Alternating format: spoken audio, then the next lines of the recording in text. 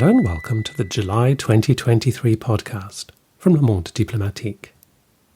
My name's George Miller, and my guest this month is Maya Jaggi, a contributing art critic for the Financial Times, whose award-winning cultural writing also appears in The Guardian, the Art newspaper, and the New York Review of Books. Maya's piece in this month's edition of Le Monde Diplomatique, Alexander the Great Between Asia and Europe, is a review of an exhibition on in Naples till the end of August. Before we get to the interview, just a quick reminder that all previous episodes of this podcast are on the website at mondediplo.com, and you can subscribe to it wherever you get your podcasts, so you never miss another episode. Alexander the Great and the East, Discoveries and Wonders, is currently on at the National Archaeological Museum of Naples, known as MAN for short. The museum houses one of the world's finest collections of classical artefacts, and under its current director, Paolo Giuliarini, is expanding the bounds of what a museum of Greek and Roman culture aspires to do. A case in point is the exhibition which Maya visited recently. When Alexander the Great pushed ever further east in the late 4th century BCE, his aim was conquest. But the result was much more than just conquest. It also brought cultural exchange, new encounters, mutual learning, all of which are explored in the exhibition on in Naples. As Maya told me, the multiple reminders of cultural interconnectedness that the exhibition brings to life are salutary in today's Europe. When we spoke last week, I began by asking Maya what had made her earmark this exhibition as one she particularly wanted to see. Well, I have always been interested in Alexander in the East, partly because knowing that he got as far as today's Afghanistan, Pakistan, India, and knowing that people in those parts, there was also a British Library exhibition on Alexander and the myth of him. And there's so much art and history around his presence in those places. But our perspective is quite limited in the way we see him. So I was determined to get to this exhibition. And also not knowing Naples, which perhaps is surprising. It was a revelation to me to go to the city, to understand not only Alexander in the East, but the differences between northern and southern Italy and the centre with Bourbon power. So I was delighted to do that. I was curious to know whether you were a sort of regular visitor to Naples and to this museum, because reading a bit of background about the museum, the National Archaeological Museum in Naples, it's clearly got a fantastic collection, but it sounds as though until Paolo Giuliarini came along as the director, it was a rather dusty, perhaps even a rather neglected institution, but he's done a great deal to really put it on the map. Is that a fair assessment? Well, I certainly talked to a lot of people some of whom had been there for many years, and others who simply had been visitors and Neapolitans. And it's been quite a radical turnover under since his election as director. Artistically, he has finally, they reopened a wing which had been closed for as many as 50 years. And the wing includes a kind of revamp of collections of antiquities, such as the Magna Graecia collections, which are the Greek colonies in southern Italy from dating back to the 8th century BCE. And these were always arranged. They were found in Rome, in Renaissance Rome, or by the Bourbon excavators. And they divided them in what we would now consider to be quite old-fashioned ways. So they would put all the sculptures together, they'd put all the frescoes together and mosaics together, regardless of where they were found. And what Paolo Giuliarini has done is to restore their context, so to put objects together in the way that they were found, to give more idea of how they relate to each other. And so that's a very important museum change. I mean, on another level, he's created a restaurant. So even in that sense, it was not a place which was very welcoming to the public, to have a cafe, Yes. a restaurant that many museums around the world take for granted. These are the kinds of sort of radical changes that he's made.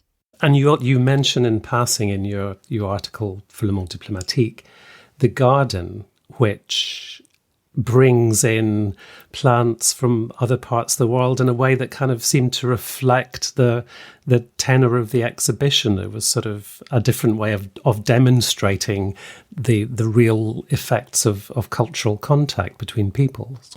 Well, that's done in many ways. It's done throughout in terms of the objects that have been chosen. This is very much a look at someone known as a conqueror. Alexander was a conqueror, a Greek conqueror of the Persians and then further east. But at the same time, conquest always has another side. It always brings exchange, and that exchange is very often two-way. It can be as enlightening to the culture that has invaded, and in terms of what is brought back into that civilization and feeds into it, as it does change the conquered. And this is not to attach value judgments about whether this is in a 1066 and all that way, whether this is a good thing or a bad thing, but it is simply to look at the cultural change. And you mentioned gardens, the horticultural revolution that must have happened in Greek and then Roman society as a result of discovering all sorts of plants and so on, all the way to the Indus Valley. That began in this period. And Alexander was really the beginning of a lot of contacts that we now take for granted. And Rome, of course, inherited Alexander's empire in many ways. You mentioned Giuliarini's desire to restore context in general to what he's doing, the way he's presenting the collections the museum has. So in this specific exhibition of Alexander and the East, how does the museum go about restoring or expanding that sense of the wider context? Well, it's presented as a kind of journey first through Turkey and into Asia, West Asia, South Asia. But there are specific objects which perhaps the most important, which are the Alexander mosaic, for example, which is something that was found in the 19th century in the House of the Faun in Pompeii, and was made perhaps in the 100 BCE, but about a battle that predates that, obviously from the 4th century BCE when Alexander was conquering the Persians. And this is apparently, it's a picture of conquest and of flight by the Persian King Darius, but it's also the beginning of this period that I was speaking about. And that mosaic is being restored and will be seen on a website, on via a webcam, in real time being restored. Many other objects are situated throughout this journey of his. The Nilotic frescoes and mosaics that were made of his journey to Egypt or depicting that.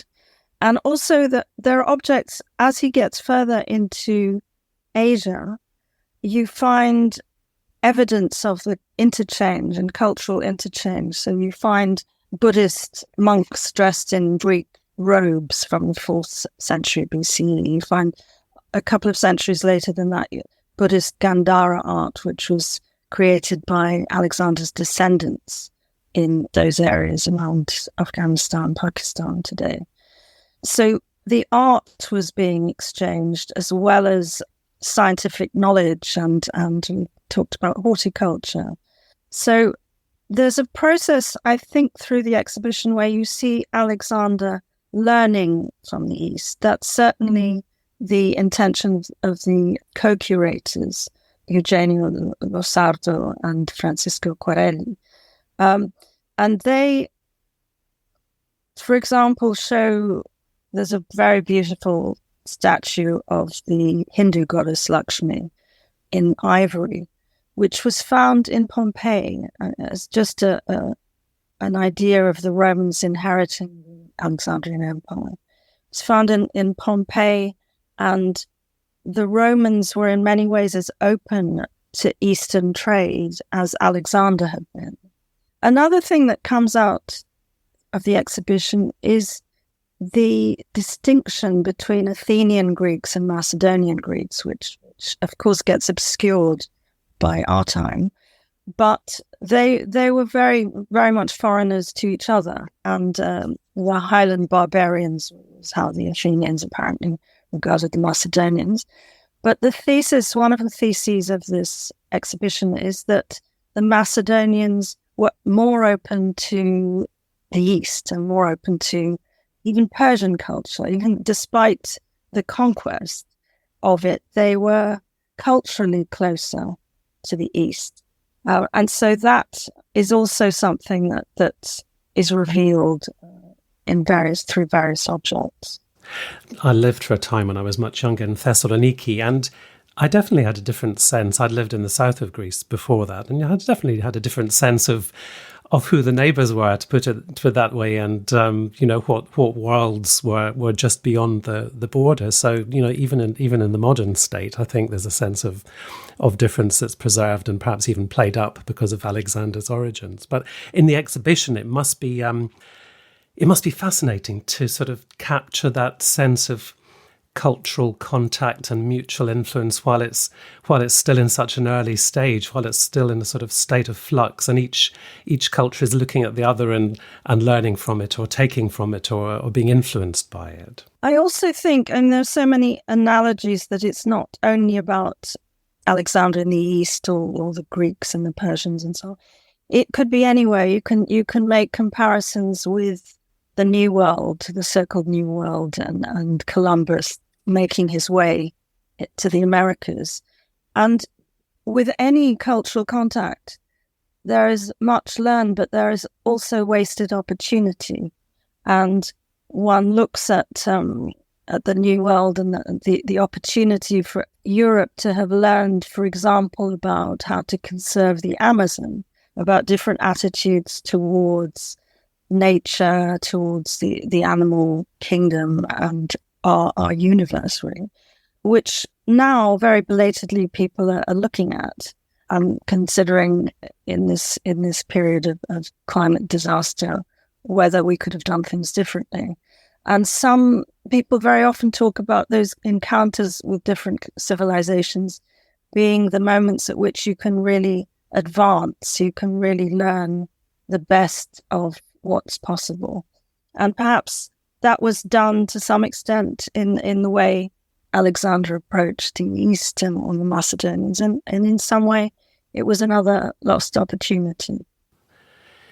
That wasted opportunity is often crystallized when one story or one history comes to prevail, isn't it? And I guess that's what this exhibition is challenging, by trying to see it as much more plural than perhaps, if we'd gone to an archaeological museum 50 years ago or 100 years ago, the story would have been much more straightforwardly one of conquest and perhaps appropriation. And that's very much talking about man and the museum, and what Giulierini has tried to do is to move away from the idea that you reflect only one narrative, because museums, as he said, are very often simply if they're archaeological, are the Roman view, the Greek view of themselves as superior and everyone else as barbarians.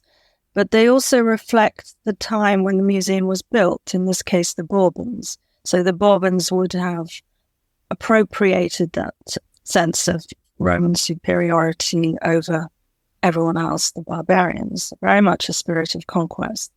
And so the challenge really with museums now is to move towards more of a sense of mutual discovery, mutual exploration in the best sense of the term, and of learning from other cultures and regarding them as equal.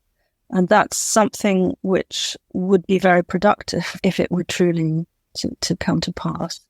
Were there any pieces in the exhibition that stopped you in your tracks, or in front of which you halted in in a profound state of reflection? Were there any really sort of standout pieces, which I know in exhibitions can often be small? They needn't be the sort of spectaculars that get put on the postcard. Sometimes a small artifact can really spark that kind of deep reflection. Well, there were many things. And in fact, one of them was loaned by the Ashmolean, so one could presumably see it in Oxford, was simply a Macedonian helmet.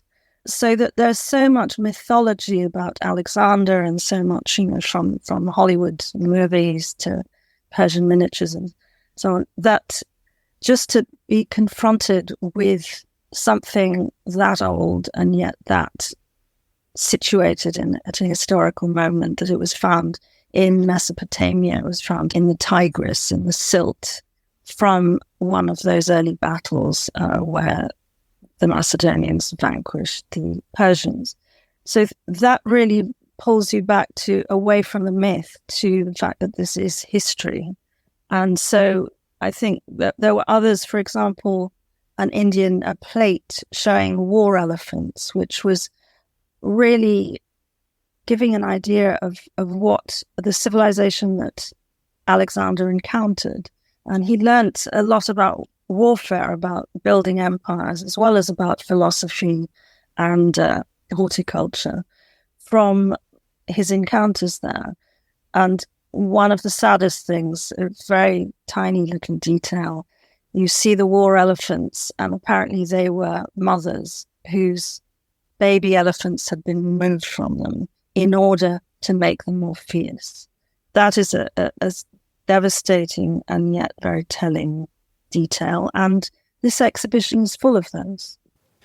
And you've been talking about learning from encounters, and I guess there's always the moment after being immersed in an exhibition and the thoughts it provokes where you go blinking out into the sunlight. And of course, in the case of this exhibition, you find yourself in the street in Giorgio Meloni's Italy. And of course, Italy is far from being alone at the moment, seeming to be going in the opposite direction rather than learning from the benefits of cultural contact.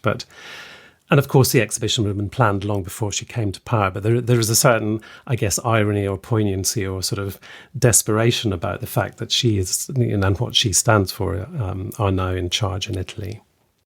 Well, it's interesting, though, that this was happening in Naples, which until the mid-19th century was a separate state from the north, and has in many ways different attitudes and different outlooks. And so I was fortunate in being there just as Naples had won the Italian Football Cup for the first time in 33 years, an underdog to the Northerners. And I was very impressed by the fact that there was such popular joy and acclaim and support for some of the footballers who had made this happen, including a Nigerian striker, Victor Osimhen, and a Georgian winger from Georgia, the country, Vicha Kvaratskhelia. And it seemed to me that I was in a different country from Giorgia Meloni's in many ways, and perhaps in a better one and an alternative way of looking at the world, because the cultures from which the refugees who are being repulsed in the small, supposedly small boats crisis, the cultures they come from are those that are also present in the exhibition in their ancient forms. That gives a very different understanding, I think, of the people who are fleeing conflicts and persecution, and of our interconnectedness with them, and of the exchanges that have happened between us and them. So I think it's very salutary and very encouraging to be able to look at those cultural exchanges at this time. And the very last thing I wanted to ask you about, Maya, if someone does find themselves in Naples or makes a trip to Naples before the end of August to see this exhibition, they'll also be able to take in an exhibition on Picasso and antiquity at the same museum, which again seemed to me to to speak of a certain desire on the part of the museum to sort of look beyond the usual kind of exhibitions you might expect in an archaeological museum. Is it an interesting juxtaposition to see those two shows in the same institution? Well, Picasso visited this very museum in 1916.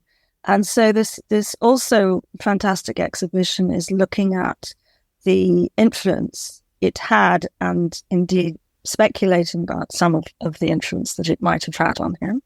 But some of the connections are very clear between the Minotaurs, between sort of Farnese, Hercules figure, Farnese being the sort of bulk of the Roman collection on which this museum was built, and the effect on his painting, his sculpture.